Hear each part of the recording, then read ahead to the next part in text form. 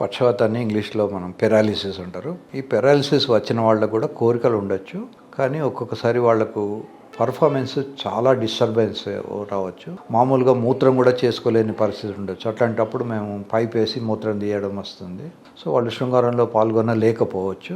పాల్గొనగలిగితే వాళ్ళు శృంగారంలో కూడా పాల్గొనాలి. శృంగారంలో పాల్గొనలేని పరిస్థితి ఉన్నప్పుడు వాళ్ళు దగ్గరలో ఉన్నటువంటి ఆండ్రాలజిస్ట్ని కన్సల్ట్ చేస్తే వారు కొన్ని చిట్కాలు సలహాలు చెప్తారు. తర్వాత అబ్బాయికి కానీ అమ్మాయికి కానీ పెరాలసిస్ వచ్చినా కోరికలు ఉండొచ్చు. కోరికలు వేరు, పర్ఫార్మెన్స్ వేరు. కోరికలు ఉన్నంత మాత్రాన పర్ఫార్మెన్స్ ఉండదు. కనుక పర్ఫార్మెన్స్కి ఉన్న డెఫిషియన్సీస్ను కరెక్ట్ చేసుకోవాలి. తర్వాత శృంగారం అనేది కేవలం పెట్రోల్ బంక్ బిజినెసే కాదు. నేను ఒక ఇన్సిడెంట్ చెప్తాను. ఒక అమ్మాయికి వెజనల్ క్యాన్సర్ వచ్చింది. ఆ వైఫ్కి హస్బెండ్ వెజనల్ క్యాన్సర్ వచ్చింది కదా అని అమ్మాయిని వదిలేయలేదు. అక్కడ శృంగారం కూడా చేయలేదు. అమ్మాయి చేయి ఇలా పెట్టుకోమని ఎల్బోలో తన పినిస్ పెట్టేసి ఊపి మ్యాస్టర్బేట్ చేసుకునేవాడు. మరి నిజానికి ఎల్బోలో ఏముంటుంది? ఏమీ ఉండదు. కనుక శృంగారం అనేది మనస్సులో ఉంటుంది, శరీరంలో ఉండేది తక్కువ.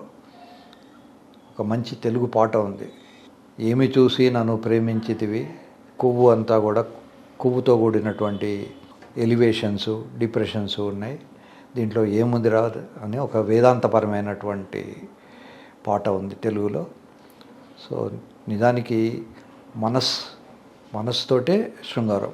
మనస్సు లేకుంటే శృంగారం ఉండదు. ఇష్టంగానే అమ్మాయి దగ్గర అబ్బాయి పడుకోలేడు, ఇష్టంగానే అబ్బాయి దగ్గర అమ్మాయి పడుకోలేదు. పడుకున్నా వాళ్ళకు తృప్తి ఉండదు. ఇంకా ఒక విచిత్రమైన కండిషన్ ఉంది, దాన్ని బీస్టియాలిటీ అంటారు. It's a crime.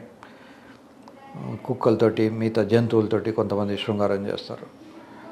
అక్కడ ఆ పర్టికులర్ వ్యక్తి పర్వర్టెడ్ పిల్ల, వాళ్ళకు క్రైమ్, అది జైలు పోవాలవుతారు. కనుక ఇవన్నీ కూడా ఆలోచించుకొని చేయాల్సిన విషయాలే. కనుక తృప్తి ఉండాలనుకుంటే ఇద్దరు వ్యక్తులకు ఇంట్రెస్ట్ ఉన్నప్పుడు చేస్తేనే తృప్తి ఉంటుంది. అమ్మాయి ముభావంగా ఉంది, అమ్మాయికి ఇబ్బందిగా ఉంది, అమ్మాయికి ఏదైనా హెల్త్ కండిషన్ ఉంది, అప్పుడు ఫోర్స్ చేయకూడదు. హస్బెండ్ అర్థం చేసుకోవాలి. శారీరకంగా మానసికంగా ఆమె రెడీగా ఉన్నప్పుడు మాత్రమే ఆమెతో శృంగారం జరపాలి. నేను ఎలాగో హస్బెండ్నే కదా, నేను చెప్పిన మాట వినాలి, నాకే కావాలి అని అనుకోకూడదు. పెరాలసిస్ వచ్చిన వాళ్ళు కూడా ఒకవేళ శృంగారం చేయలేకపోతే వాళ్ళకు పిల్లలు కావాలనుకుంటే ఇజాక్యులేటర్ వైబ్రేటర్స్ ఉంటాయి, దానివల్ల ఫ్లూయిడ్ మనం బయటికి తీస్తాం. తర్వాత ఏఆర్టీ అంటారు, అసిస్టెడ్ రిప్రొడక్టివ్ టెక్నాలజీ, ఐయుఐ, ఇట్లాంటివి చేసి ప్రెగ్నెన్సీ వచ్చే అవకాశాలు ఉంటాయి. తర్వాత ఒకవేళ ఆయనకు కోరికలు లేకపోతే